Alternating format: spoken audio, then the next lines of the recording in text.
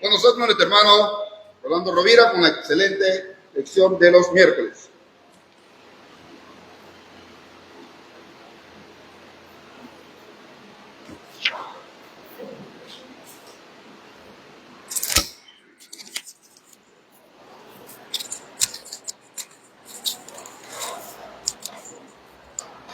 Muy buenas tardes, amados hermanos, que Dios bendiga inmensamente a su iglesia, abundantemente, porque sin su bendición nada de lo que hacemos podría tener un sentido y un verdadero valor. Vamos a, por favor, aquí está este mejor, ¿no? Gracias, hermano. A ver. No, tampoco, es que continúo. Cuando lo tiene listo Gracias, hermano. Sin su bendición, decía, no podríamos hacer absolutamente nada. No podríamos ir adelante, no podríamos cumplir su voluntad, no podríamos verdaderamente tener la oportunidad de ir al cielo. Y si nosotros tratamos de imponer nuestras ideas, tratamos de seguir la tradición, tratamos de continuar la corriente de este mundo, nos vamos a equivocar, nos vamos a estrellar. Incluso dice el sabio que vamos a encontrar la muerte. Obviamente, la muerte espiritual, pero no se descarta que equivocándonos en el modelo de Dios, también incluso podamos perder la vida. Alrededor en el mundo hay muchas personas, hay una cantidad de gente que está en las cárceles o que está perdiendo su vida física por haber seguido caminos de rebelión, caminos contrarios a la voluntad de Dios. El cristiano no es que esté exento de la muerte física, pero es muy improbable que muera de las maneras que están muriendo los delincuentes, los narcotraficantes y las personas que andan en promiscuidad, contagiándose de enfermedades letales, porque, como dice el mismo Dios allá en Romanos 1, que se han encendido en lascivia los unos con los otros, hombres con hombres, mujeres con mujeres, y dice, y han recibido en sí mismos el castigo de su depravación. Dice, hermanos, la palabra de Dios en Mateo capítulo 19, Mateo capítulo 18, los versículos 13 al 15, Mateo 19, los versículos 13 al 15. Alguien que nos ayude con esa lectura, por favor. Entonces le fueron presentados unos niños para que pusiese la mano sobre ellos y orasen. Y los discípulos le reprendieron, pero Jesús dijo, dejad a los niños venir a mí y no se lo impidáis, porque de los tales es el reino de los cielos. Y habiendo puesto sobre ellos las manos, se fue de allí. Dejad a los niños venir a mí y no se lo impidáis, porque de los tales es el reino de los cielos. Se han escrito una cantidad de volúmenes respecto al modelo de Dios para el hogar, específicamente en relación con el tema de los hijos. Sin embargo, creo sinceramente que podría haber lugar para una lección más, pero una lección breve al respecto. Dios, amados hermanos, ha diseñado 3 instituciones divinamente: el hogar, el gobierno civil y la iglesia del Nuevo Testamento. Este servidor, como comentaba en Facebook, ha recopilado suficiente información, datos estadísticos acerca de cómo está la situación de la familia, la situación en el hogar, la situación con los hijos, que es nuestro tema en especial esta tarde. Pero no vamos a tomar tiempo revisando esos hechos y enredándonos un poco con la ciencia de la estadística. Es suficiente que los que estamos en edad responsable ya conocemos la situación deplorable de la familia a nivel de nuestra ciudad, a nivel de nuestro país, a nivel de nuestra región y también en el mundo entero. Porque ni es nuevo ni es extraño que los hombres se aparten del consejo de Dios y de la sabiduría de Dios y sigan a los psicólogos, sigan a los psiquiatras, sigan a los eruditos de la sabiduría humana que tratan de guiarles según su propia opinión. Pero la verdad pura, la verdad santa, la verdad que cambia vidas, siempre nos va a llegar si nosotros estudiamos con honestidad. Dios ha revelado para siempre en las Escrituras el modelo, el plan, el diseño que Él tiene para la familia. Específicamente, hermanos, debemos esforzarnos para alcanzar una completa comprensión de lo que Él ha revelado en la palabra acerca de su modelo con la crianza de los hijos, que es un tema bastante oportuno y siempre es muy necesario. Ninguno de nosotros, como se dice, ha nacido con un manual bajo el brazo de cómo ser padre o de cómo ser madre. Pero ciertamente nos hemos encontrado con ese modelo en el camino. Y ese modelo es la santa palabra de nuestro Dios. Este servidor estará eternamente agradecido con sus padres por la forma en la que ellos respetaron el modelo de Dios para el hogar. Aunque debo confesar que en aquel momento, en aquellos años, pues yo no podía entender por qué eran tan exigentes, por qué eran tan estrictos, por qué me castigaban tan duramente. Pero es que sus convicciones no eran débiles, sus convicciones no eran inestables, no dependían de lo que dijeran en la televisión, no dependían de lo que ellos miraran en el vecindario. Siempre eran las mismas verdades sacadas de la misma fuente. Así que el plan de Dios, el plan que está en la Escritura, en ese libro donde se encuentra aquella escritura de Proverbios que nunca olvidaré y nunca dejaré de agradecer, mi tía Edita Ortiz, que quizás de alguna forma, quizás mediante esta grabación le llegue el mensaje, pues se sentaba conmigo y me decía, sobrino, si tú memorizas el libro de Proverbios, vas a ser un hombre sabio. Y yo quiero que tú seas el hombre sabio de la familia. Y no sé precisamente si hemos llegado allá, pero sí sé que de todos los hijos de mi madre y de mi padre, pues he sido el que ha elegido la sabiduría de Dios por encima de la sabiduría propia. Ese plan de Dios, ese modelo de Dios, así sea a regaños, así sea a castigos, así sea a recriminaciones y reproches, pero también a consejos en la tranquilidad y a enseñanzas a través de la iglesia que se convirtió en mi familia, primero que mi otra familia desde muy temprana edad. Ese modelo se arraigó en mi corazón y me ha acompañado a través de los años. Y no es que no ha permitido que yo me aparte, pero ha logrado que no me aparte para siempre, que haya regresado para no querer irme nunca más. El tiempo para inculcar el camino de Dios será ese tiempo, precisamente el tiempo cuando los niños son tan pequeños que todavía son unos infantes a los que hay que formar. El tiempo es demasiado valioso como para desperdiciarlo. Ni siquiera se puede o se debería desperdiciar ni una hora, porque dice el apóstol Pablo en Efesios 5:16, aprovechando bien el tiempo, porque los días son malos. Los días son malos. Los días no son malos solamente en que hay un huracán destruyendo casas, dejando damnificadas personas. El día es malo no solamente en cuanto a que nuestros políticos nos siguen robando y nos siguen mintiendo. El día es malo no solamente en que las personas a las que más amamos y en quienes más confiamos nos dan la espalda, no nos brindan su ayuda o traicionan nuestra confianza.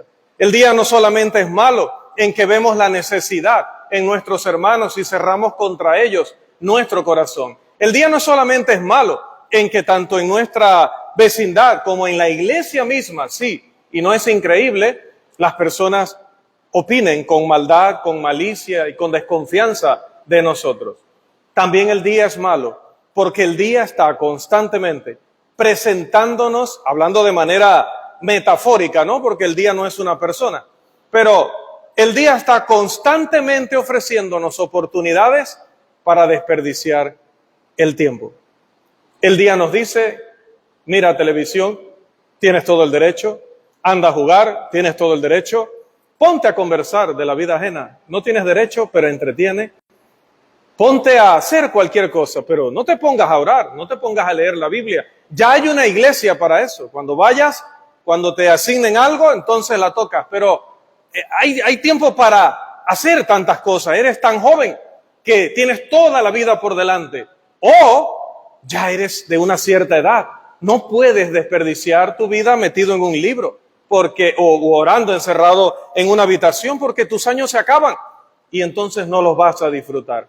De una manera u otra, el día te está diciendo, usa las horas de cualquier manera. Pablo, por inspiración de Dios, dice, aprovecha bien el tiempo. Ten cuidado con los días, porque los días son malos. No está en la capacidad del hombre, sin la palabra de Dios, poder dirigir los asuntos de su vida para hacerlo de una manera que agrade a Dios. No puede hacerlo el hombre por sí solo. Es imposible que el hombre sepa la voluntad de Dios sin la palabra de Dios. No hay forma, no hay revelación directa, tampoco eso ha estado escrito en nuestro corazón. El hombre que quiere cumplir con Dios tiene que dejar dirigirse por Dios. Jeremías capítulo 10, versículo 23. La felicidad para dos personas que establecen un hogar, para su descendencia también, y la felicidad en general para todos los seres de una nación depende del éxito de una de las tres instituciones que mencionábamos ahorita, el hogar. Alguien dijo acertadamente, como va el hogar, así va la nación. Imagínense. Y a veces cuando analizamos nuestro país, ¿qué decimos? ¿Cómo hablamos de nuestro país? ¿Hablamos orgullosos? ¿Vemos que va viento en popa? ¿Sentimos que entre las naciones, nuestra nación es una que destaca en lo bueno? Si la respuesta a esas tres preguntas es no, significa que el núcleo de esa nación tampoco está funcionando. Así como va el hogar, así va la nación. Cuando el desmoronamiento del hogar es tan generalizado como sucede en nuestra nación hoy, invariablemente todos sufren. Papá, mamá, hijo, hija, todos sufren. Que se le note a unos más y a otros menos, que unos lo reconozcan y otros se lo reserven, pero Dios sabe y nos enseña en su escritura que cuando no funciona el hogar, sufren todas sus partes, incluso aquellas que dentro de él puedan estar haciendo daño. ¿Por qué? Porque no solamente se hacen daño a sí mismos y no solamente hacen daño a ese núcleo, sino que al desmoronar ese núcleo le hacen daño también a la nación y le hacen daño a la sociedad en general. Porque el hogar es la primera piedra, es la piedra angular de la sociedad, es la piedra angular de nuestro país. ¿Por qué suben al poder los que suben al poder? ¿Por qué nosotros votamos por ellos? ¿Por qué nos dejamos comprar? ¿Por qué nos dejamos manipular? Porque tenemos una gran deficiencia en esta institución. Hay los llamados expertos, decía al principio, que se sienten con el derecho de dar, según ellos, los consejos acertados acerca de cada fase del hogar. Yo creo que en la palabra de Dios tenemos los principios rectores necesarios para que el hogar sea exitoso. La vida familiar debe guiarse por un estándar mucho más confiable, eterno, divino, como lo es la palabra de Dios, y no por la sabiduría humana. Por lo tanto, tenemos que entrar a nuestro primer punto esta tarde, hermanos, que que está expresado de la siguiente manera: el hogar es la escuela más pequeña del mundo. Pequeña por la cantidad de integrantes, ¿no? A menos que usted sea como los del video que envié por ahí, va a entrevistar la muchacha a la señora y le dice, aquí estamos con los 12 hijos de la señora, y dice ella el nombre toda contenta, ¿no? Un ejemplo, ¿no? La señora Ramira Martínez, que de hecho está en estado, ¿no? Nuevamente. Sí, correcto, y con aquel orgullo, ¿no? Ya venía el número 13. Aparte de esa excepción, normalmente el hogar es mucho más pequeño, así que es la escuela más pequeña del mundo. Y en esa escuela debería estar muy clara lo que se podría llamar la constitución política de la casa. Como dirían los que quieren ser un poco poéticos, la carta magna del hogar. Debería ser este pasaje que tenemos en pantalla, Proverbios capítulo 1, verso 8, porque es un libro poético, verso 8. Oye, hijo mío, la instrucción de tu padre, y no desprecies la dirección de tu madre. Y esto que dice el sabio aquí parece un eco un poco tardío, porque los niños siempre dependen mucho de los padres en el desarrollo temprano del concepto que van a tener toda la vida acerca de Dios y del sistema de valores que deben gobernar el resto de sus vidas. Salomón también declaró en Proverbios, pero el versículo 9, porque adorno de gracia serán a tu cabeza y collares a tu cuello, hablando acerca de la instrucción del padre y de la dirección de la madre. El conocimiento, hermanos, como todos yo creo que estamos claros, surge de los hechos. La pequeña escuela detrás de las puertas del hogar debe ser dirigida de tal manera que los niños aprendan acerca de Dios, de Cristo, del Espíritu Santo, de la Biblia y acerca de lo que está bien y lo que está mal para poder aplicarlo desde el comienzo de sus vidas. Es la primera lección.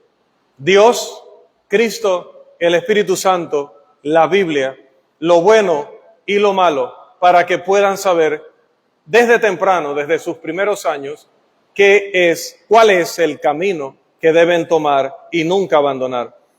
El profeta del Antiguo Testamento, el más grande, Moisés, en el libro de Deuteronomio, capítulo 6, versículos, este sí, porque no es poético, Deuteronomio 6, versículo 3 hasta el 9, dice la palabra de Dios: Oye pues, oh Israel, y cuida de ponerlos por obra, para que te vaya bien en la tierra que fluye leche y miel, y os multipliquéis, como te ha dicho Jehová, el Dios de tus padres. Oye Israel, Jehová nuestro Dios, Jehová uno es. Y amarás a Jehová tu Dios de todo tu corazón, y de toda tu alma, y con todas tus fuerzas. Y estas palabras que yo te mando hoy estarán sobre tu corazón, y las repetirás a tus hijos, y hablarás de ellas estando en tu casa, y andando por el camino, y al acostarte, y cuando te levantes, y las atarás como una señal en tu mano, y estarán como frontales entre tus ojos, y las escribirás en los postes de tu casa y en tus puertas. Bombardea todo el día, desde todos los ángulos, a tus hijos con la enseñanza de la palabra de Dios. Tanto en lo que hablas, como en lo que haces, como en lo que ven. En la refrigeradora, en el espejo, en todo lugar, incluso donde se sientan a estudiar, ponle allí la palabra de Dios. Literalmente, colócale allí la palabra de Dios. Alguien con la sabiduría de los años y también la sabiduría de Dios, como nuestro hermano Juan nos decía en la clase de jóvenes: memoricen, muchachos, memoricen, porque ustedes no saben cuán efectivos son los pasajes bíblicos cuando los has memorizado y llega el momento de tener que necesitarlos, de echar mano de ellos. No te imaginas la satisfacción, la fuerza que dan cuando te lo sabes de memoria. Bueno, nuestros niños deben tener textos clave que estar mirando desde muy pequeños en todas partes de nuestra casa. Textos que escuchen desde que nos levantamos, textos que escuchen cuando nos acostamos, textos que escuchen cuando salgan con nosotros y que vean también, obviamente, en nuestra conducta. Pablo, hablando de la fe que había en el joven Timoteo, le dice en la segunda carta, en el capítulo 1 y el versículo 5, segunda de Timoteo, capítulo 1, versículo 5, que esa fe que él tenía, esa fe que habitaba en su alma, habitó primero en su abuela Loida y en su madre Eunice, y que él estaba seguro de que era exactamente la misma fe.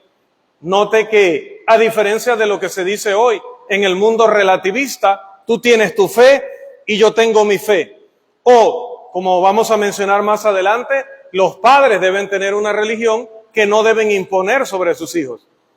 Pero no es eso lo que enseña Dios. Dios dice que Loida aprendió la fe.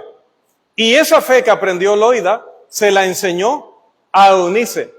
Y Eunice, esa fe de Loida, se la enseñó, y que ella aprendió, se la enseñó a Timoteo. Era la misma fe. Timoteo estaba inscrito en la escuelita donde sus maestros eran almas temerosas de Dios. Su dieta espiritual a diario eran las Escrituras, porque el apóstol Pablo también le va a decir en 2 de Timoteo 3:15, y que desde la niñez has sabido las sagradas Escrituras. Pero no solamente Timoteo. La mujer virtuosa de Proverbios también instruyó a sus hijos cuando estos estaban en su regazo. ¿Y cómo lo sabemos? Porque en Proverbios 31:1, la Escritura dice, palabras del rey Lemuel, la profecía con que le enseñó su madre. La escuelita del hogar. Todo lo que se va a decir luego de ese verso, Proverbios 31, verso 1, todo lo que se va a decir de la mujer virtuosa, no lo sabía Lemuel porque se lo había encontrado por allí o porque era su opinión personal. Yo no sé si habíamos considerado el verso 1. Dice que lo que él menciona sobre la mujer virtuosa se lo había enseñado su madre. Bendito sea Dios. Ella era la mujer virtuosa, que él pudo ver en su casa y que luego pudo describir porque también ella le instruyó. Esa es la escuela que puede dejar en estos alumnos el mayor patrimonio disponible para el hombre. ¿Cuál es ese? Un conocimiento exacto, preciso, sano, productivo acerca de Dios, de Cristo y de la Biblia. ¿Por qué?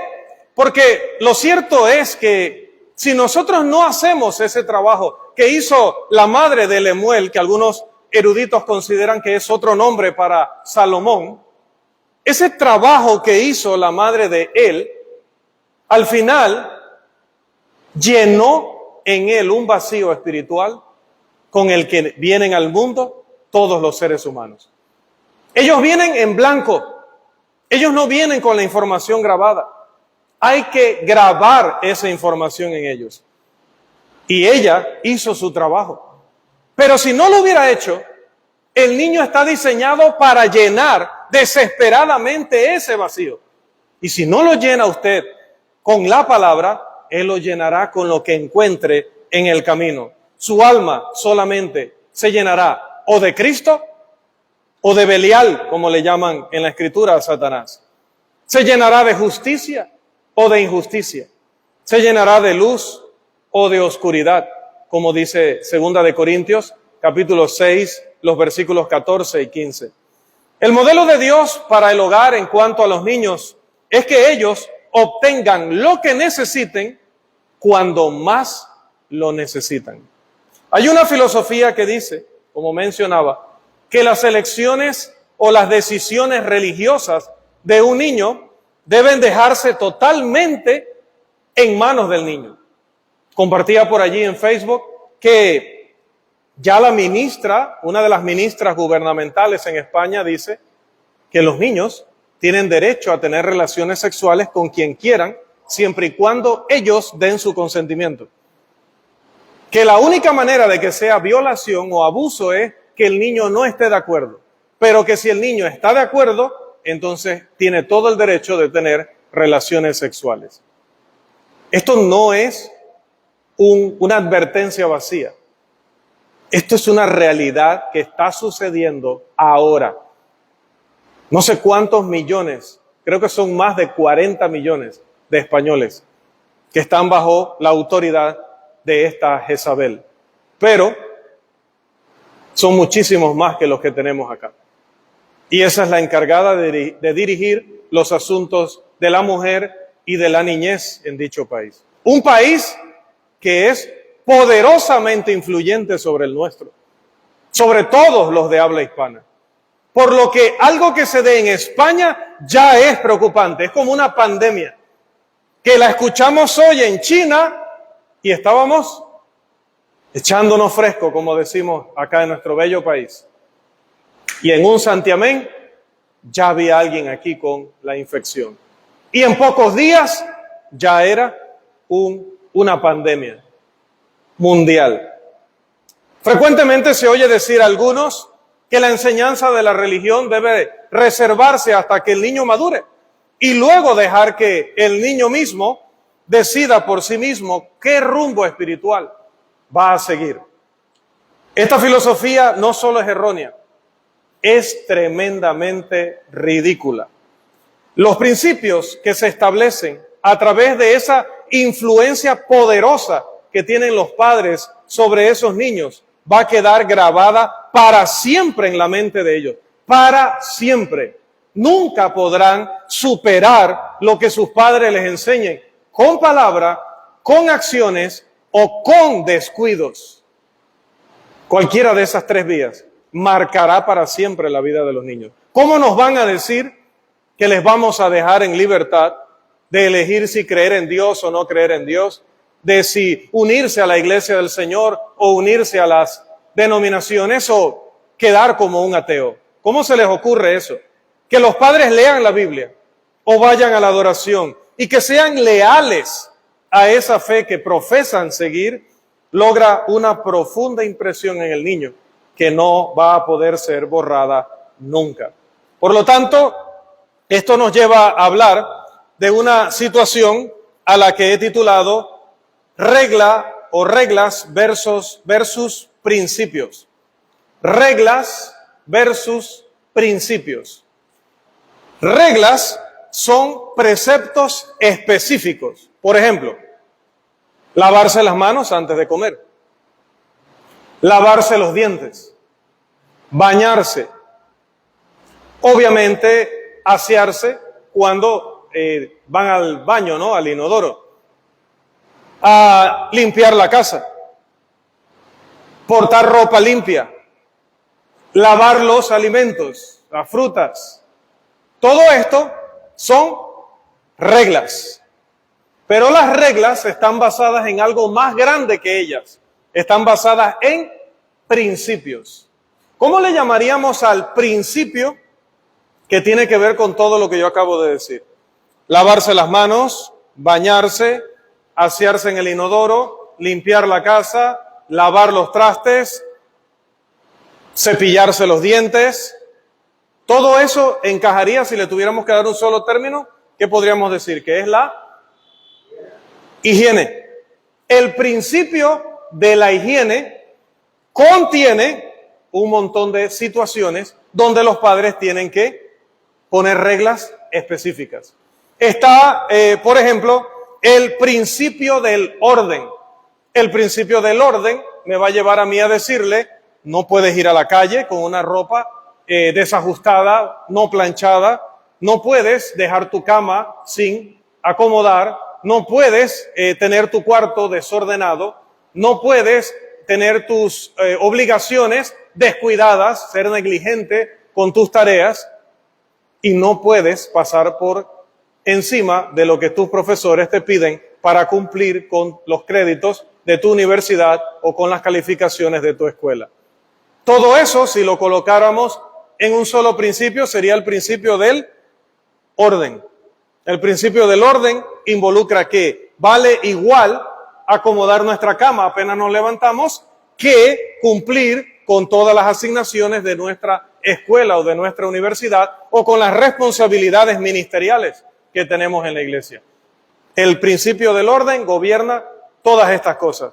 El apóstol Pablo declaró el principio respecto a los niños cuando dijo en el capítulo de la Biblia dedicado al verdadero amor, Primera de Corintios, capítulo 13, específicamente el versículo 11, cuando yo era niño, hablaba como niño, pensaba como niño, juzgaba como niño, mas cuando ya fui hombre, dejé lo que era de niño. Entre los primeros recuerdos de mi niñez, y disculpen tantas anécdotas personales, recuerdo esas reglas de las que les hablaba. Recuerdo las reglas que mi padre tenía para mi familia, mi padre de crianza, que fue el que estuvo siempre conmigo. En ese momento, algunas de esas reglas que él ponía como la autoridad, como la cabeza de la casa, yo no las podía entender, no tenían sentido. Por ejemplo, lo que mencionaba, el que hubiera que lavarse las manos para ir a comer. Yo eso no lo entendía, si después que uno se sacude un poquito bien, ya uno está listo para comer. Y he escuchado en la calle que lo que no mata, engorda. Así que, ¿cuál es el problema? No lo entendía. No nos podíamos sentar a la mesa a comer hasta que no nos laváramos las manos. Había otro mandamiento que no entendía. Mi madre quería que apenas nos levantábamos, nos cepilláramos los dientes. Y yo le decía, ¿qué sentido tiene cepillarme los dientes si automáticamente los voy a ensuciar con el desayuno? Para mí la lógica es lavarme la boca, enjuagarla, desayunar y luego de desayunar cepillarme. ¿Por qué me tengo que cepillar antes de? Para mí literalmente estas cosas eran necedades, en el sentido panameño, ¿no? Ganas de molestar. Incluso, hermanos, a esa temprana edad no podíamos ni siquiera ver la relación que había entre higiene y salud. No sabíamos qué tan grave eso podía ser. Un día lo aprendí muy duramente, pero no les voy a contar eso, porque quizá no podrían cenar. Así que no les voy a contar esa anécdota. Tampoco se las voy a contar luego en privado. No lo intenten. Cuando llegué a cierta edad con mayor responsabilidad, no solamente entendí la relación que había entre aseo y salud, sino que ahora no puedo estar si usted va a mi casa y pide prestado mi baño, va a notar que ahora en el baño hay no solamente jabón, sino jabón antibacterial. Y no solamente jabón antibacterial, sino que hay también gel antibacterial. Y si se queda mirando hacia abajo, hay hasta cloro de un lado y desinfectante del otro. O sea que ahora tengo un concepto, y Dios guarde, ahora con lo de la pandemia, pues verá que en 3 lugares de la casa hay alcohol, y no al 70%, sino al 94% de pureza. Hoy lo entiendo, y hoy lo exigiría de las personas que van a mi casa. Yo no dejaría que alguien preparara los alimentos en mi casa si veo que, como llegó de la calle, pasa a la cocina y me dice, bueno, hermano, vamos aquí a preparar algo. Y yo, ok, hermano o hermana, ¿no se va a lavar las manos? No, hermano, sí. Vamos, que esto igual. Ahí en el aceite eso muere. No, hermana, no, el que puede morir soy yo. Así que, por favor, lávese las manos. Ahora yo puedo ver lo que eso provocaría en mí. Ahora puedo ver lo que esos proverbios que me ponía mi tía a memorizar podían hacer de bien a mi vida, y los errores que he cometido por no seguir lo que desde tan temprana edad yo memoricé. Eran más de, no sé, es que ya ni sé cuántos me puso a memorizar. Agradecido toda la vida. Pero volviendo a lo de principios y reglas, un niño es gobernado por reglas primero. Él primero va a seguir reglas específicas. No va a entender por qué, pero tiene que seguirlas porque usted es la guía y la autoridad del hogar. Más adelante, entonces entenderá lo que son los principios en los cuales se basan esas reglas. Hasta Jesús pasó por ese proceso. Dice la Escritura en Lucas 2:50 que él estaba sujeto a José y a María. Pablo instruyó a los hijos en Efesios 6:4, a los padres respecto a sus hijos, a criarlos en la disciplina y amonestación del Señor. En otras palabras, proveer alimento para sus mentes. Así como usted se preocupa, ay, ayer le di empanadas, bueno, hoy le voy a dar bollitos. Y ayer le di bollitos y hoy le voy a dar tortillitas de harina o hojaldres. Ayer le di hojaldres, pobrecito, hoy le voy a dar pan de moñita. Hoy le di pan de moñita, mañana le doy tortillitas de maíz. Y estos días le he estado dando té, ahora le voy a dar maicena. Y le he dado maicena, ahora le voy a dar cremita de maíz. Y ya le di cremita de maíz, ahora chicheme, que es más poderoso. Y voy ahí variándole para que él pueda recibir los beneficios de todas esas cosas. Pero espiritualmente es igual. Hay que proveer alimento variado, sano, bueno para ellos constantemente. La buena semilla debe sembrarse en el jardín de la mente, porque hay una ley divina que nunca se va a romper. Gálatas 6:7 dice que todo lo que el hombre sembrare, eso también cosechará. Eso también cosechará. Es una regla que nunca va a fallar. Los principios divinos que están en las reglas divinas se convierten en la forma de vida de estos hijos. Todas nuestras vidas han sido influenciadas por aquello en lo que nos entrenaron ser, como dice Proverbios 22:6. Nos tomaron, nos entrenaron y pues así somos. Así hemos llegado a ser. La verdad del cristianismo debe ser la verdad que se resume en esto es lo que podemos hacer y esto es lo que no debemos hacer. ¿Qué debemos hacer? Todo lo que Dios ha autorizado. ¿Cómo autoriza Dios? Dando un mandamiento directo, dando un ejemplo aprobado por los apóstoles o por Jesús, o implicando en sus mandamientos directos que podemos hacer algo. Esas son las tres vías mediante las cuales Dios autoriza. Si algo no está autorizado por esas tres vías, entonces está prohibido. Aunque no diga en tantas y cuantas palabras, está prohibido. Hay que enseñarle a nuestros hijos el principio de la autoridad bíblica. Porque si no están claros en eso, si nosotros no estamos claros en ello, ya decía que va a venir cualquiera, nos va a decir que hagamos algo y vamos a terminar haciéndolo como corderitos en lugar de ser como los bereanos que verificaban.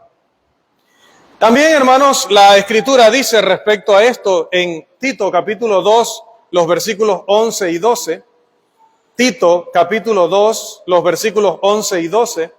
Porque la gracia de Dios se ha manifestado para salvación a todos los hombres, enseñándonos que, renunciando a la impiedad y a los deseos mundanos, vivamos en este siglo sobria, justa y piadosamente. Cuando se habla de piadosamente o de piadoso, en este contexto que estamos discutiendo es santidad.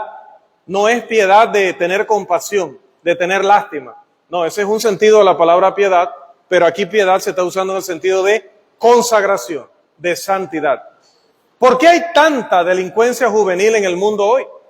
Tal vez porque los jóvenes nunca aprendieron que a veces hay algunas cosas a las que la autoridad dice no y no es no.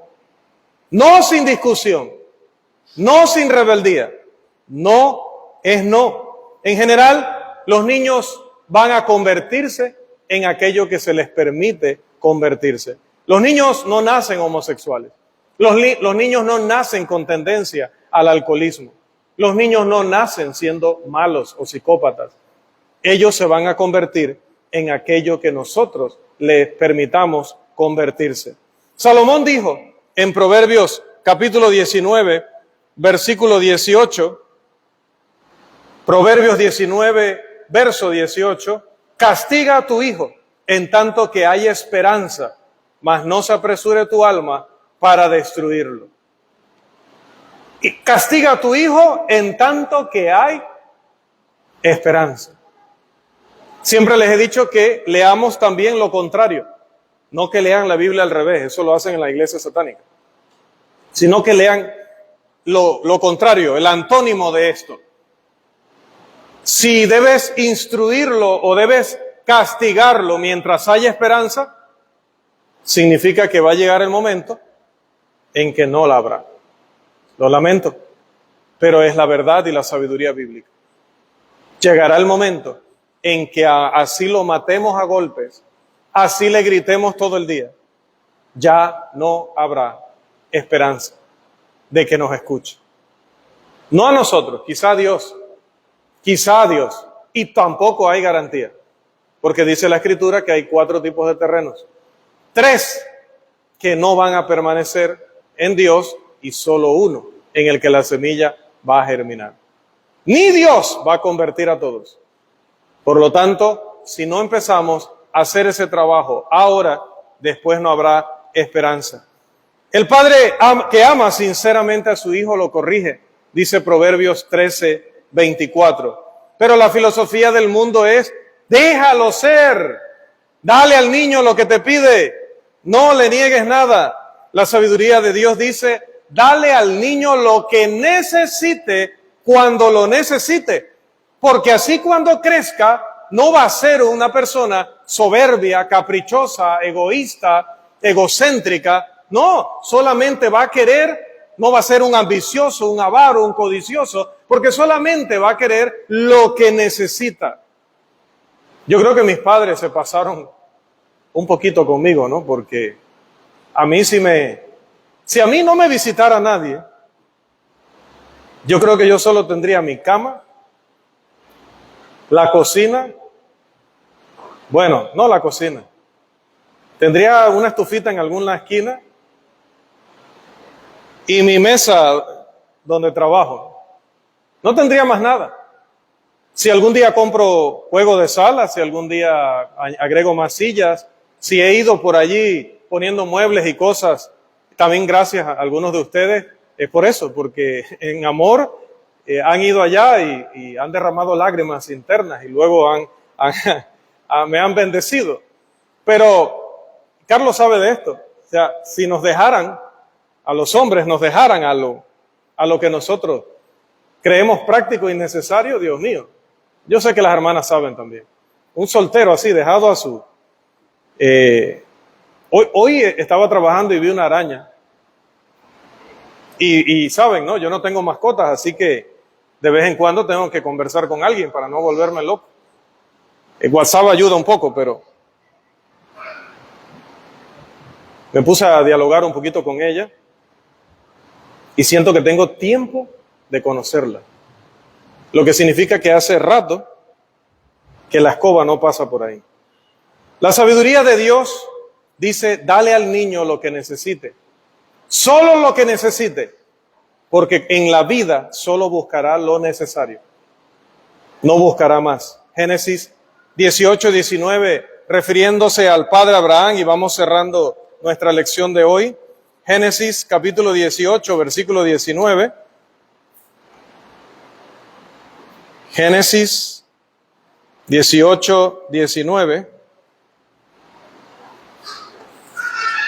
Tampoco les voy a decir qué mensaje le estaba pidiendo a ella que llevaran. Génesis 18:19, a la araña me refiero. Porque yo sé que mandará a sus hijos y a sus casas después de sí, que guarden el camino de Jehová, haciendo justicia y juicio, para que haga venir Jehová sobre Abraham lo que ha hablado acerca de él. Amén. Yo sé, dice Dios, que Él mandará a sus hijos y a su casa después de Él que guarden el camino de Jehová. ¿Eso podría escribirlo Dios en nuestra lápida? ¿Podría ser ese nuestro obituario? Porque yo sé, dice Dios, que Carlos le enseñó a sus hijas el camino de Jehová. Porque yo sé que Ashley le enseñó a Ethan el camino de Jehová.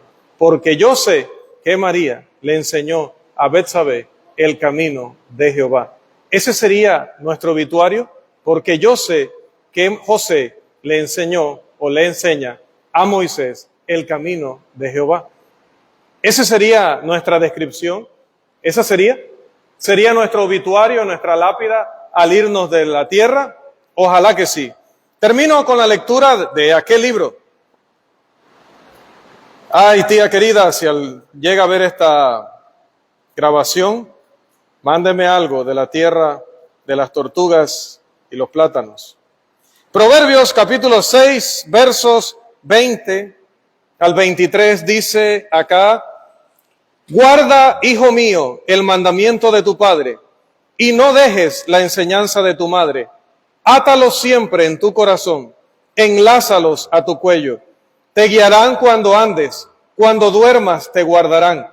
Hablarán contigo cuando despiertes, porque el mandamiento es lámpara y la enseñanza es luz, y camino de vida las reprensiones que te instruyen. Que el Señor Todopoderoso siga bendiciendo nuestros hogares y nuestra enseñanza a nuestros hijos. Amén.